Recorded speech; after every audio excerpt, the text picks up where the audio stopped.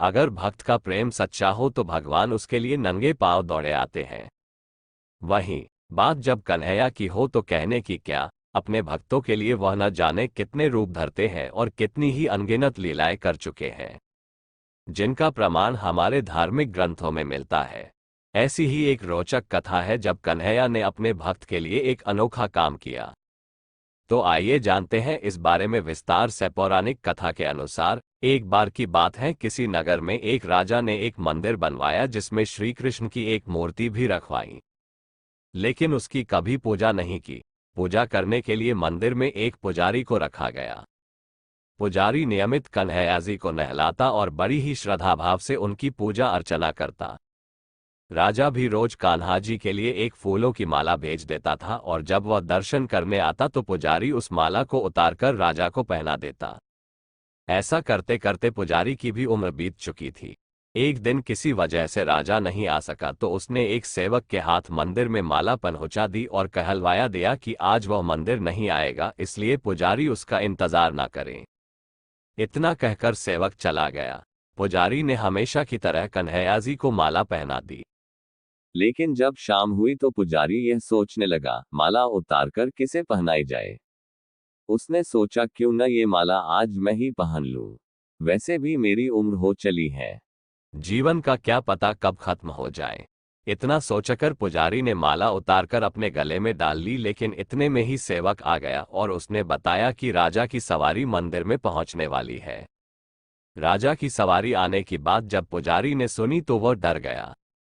उसने सोचा कि अगर अगर राजा ने उसे देख लिया तो वह तो मरवा ही डालेंगे। आनन फानन में पुजारी ने माला उतारकर वापस कन्हैया जी को पहना दी।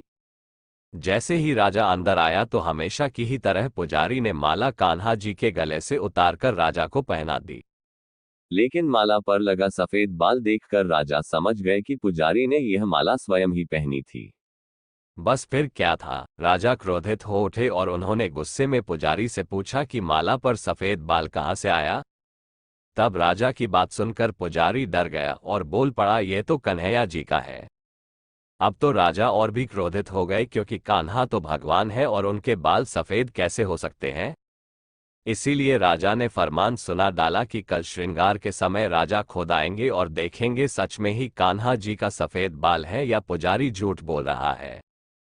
उन्होंने कहा कि अगर पुजारी ने झूठ बोला होगा तो उसे फांसी दे दी जाएगी। राजा का फरमान सुनकर पुजारी का बुरा हाल हो गया। उसने सोचा अब क्या करे, कहाँ जाए, अब तो उसका मरना तय है। तब रोते रोते वह भगवान की शरण में पहुंचा और उनसे कहा कि हे केशव, मुझसे झूठ बोलने का अपराध तो हुआ है, लेकिन हो सके तो मुझे क्षमा कर दे और राजा से रक्षा करें। पुजारी ने कहा कि हे माधव, आपकी सेवा करते करते करते मैं वृद्धा हो चुका हूं। अब आप मुझे माफ कर दीजिए, ऐसी गलती दोबारा नहीं होगी। यही कहते कहते पुजारी की न जाने कब आंख लग गई और उसकी आंख तब खुली जब सुबह हो चुकी थी। उधर सुबह होते ही राजा भी आ गया और कहने लगा, आज कान्हा जी का श्रृंगार वह खुद करेगा। ऐसा कहकर जैसे ही राजा ने कान्हा जी का मुकुट उतारा तो देखा कि श्री कृष्ण के तो सारे बाल ही सफेद हैं। लेकिन राजा को फिर भी यकीन नहीं हुआ। उसे लगा कि फांसी के डर से पुजारी ने ही बालों को रंग दिया होगा। राजा ने सोचा कि क्यों न कन्हैया जी का एक बाल तोड़कर देखा जाए। इसके बाद राजा ने कान्हा जी का एक बाल तोड़ लिया, लेकिन जैसे ही बाल टूटा कन्हैया के सिर से खून की धारा बहने लगी।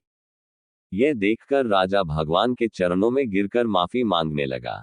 तभी श्री कृष्ण की मूर्ति से आवाज आई, हे राजन, तुमने मुझे केवल मूर्ति मात्र ही समझा, इसलिए आज से मैं तुम्हारे लिए केवल मूर्ति मात्र ही रहूंगा।